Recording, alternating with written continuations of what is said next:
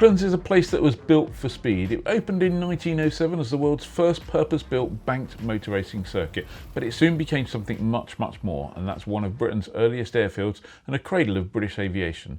Britain's first flying school opened here in 1910, plus other names like Allian Verdon Rowe and Thomas Sopwith also opened up schools at Brooklands. The Hawker Hurricane made its first flight here, and aircraft including the Wellington, Viscount, VC and VC-10 were built here. So arriving at Brooklands by air for a fly-in isn't simply a visit, it's a return to a place where British aviation history was made.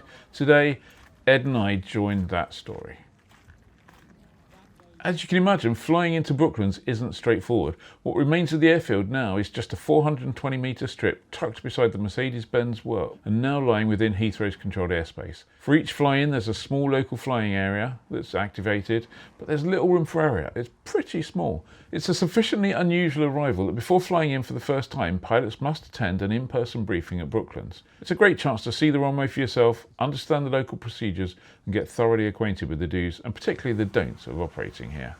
The operators also provide excellent briefing notes which Ed and I went through before we took off.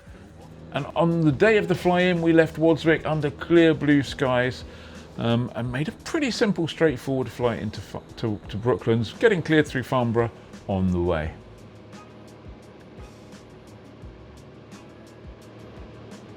November 681 Echo Whiskey, Roger, you're cleared to cross Farnborough Control Zone at VFR, not above altitude at 2,400 feet, routing via south of Bagshot and Woking. November 1 Echo Whiskey, as you turn there is traffic to the northeast of you by 2 miles, tracking southbound towards Bagshot, also 1,900 feet, it's a mall. We're looking for that mall, November 681 Echo Whiskey. As I said, the local flying area is pretty small, and so we were holding at Ockham before eventually getting called in. There's quite a lot going on. You've got to identify where you are from the air, and if it's your first visit, can be a little bit tricky. It's runway 19, right-hand circuit, QNH 1014. 19 right-hand 1014, and making entrance into LFA 1 Echo Whiskey. Roger.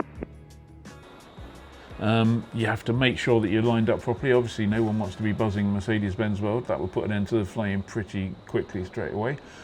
There are trees helpfully on the approach. You can actually fly over the trees, as in physically you could fly over the trees and land, there's still plenty of room, but that will put you pretty close to Mercedes-Benz World and that's not really a good thing. So ideally you kind of make an offset approach and cut the corner a little bit. It doesn't leave you too much correction to do on final, but there's a lot of things going on. There's a road running beside it, there's a roundabout underneath you, there's Mercedes-Benz World, there's a whole crowd of people on the ground looking at you, and so obviously you don't want to mess anything up because of that.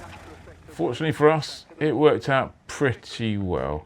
We landed and were stopped with plenty of runway remaining. A quick U-turn on the runway, backtrack, the marshallers park you with accuracy, thank you for not hitting anything.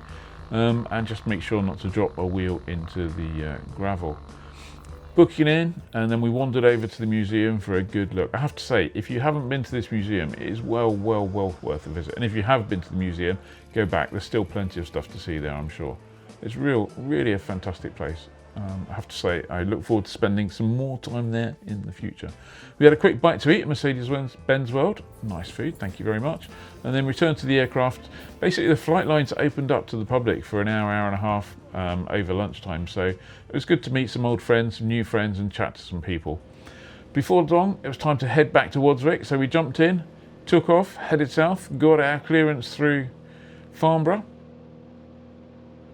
No one wants to be an infringement statistic, clearly, and then made our way in the still stunning weather back to Wadswick. As you can see, we went past a few famous places on the way. This is Highclere Castle, better known to many as Downton Abbey, clearly having one of their open days. Lots of harvesting still going on, and before long we were on final for Wadswick, looking pretty parched there. Effectively, it was all back in the hangar in good time for tea and medals. Have to say, Brooklands, as I said, it's a brilliant fly-in. It's fascinating, memorable, and challenging enough to make arriving there feel like a real achievement.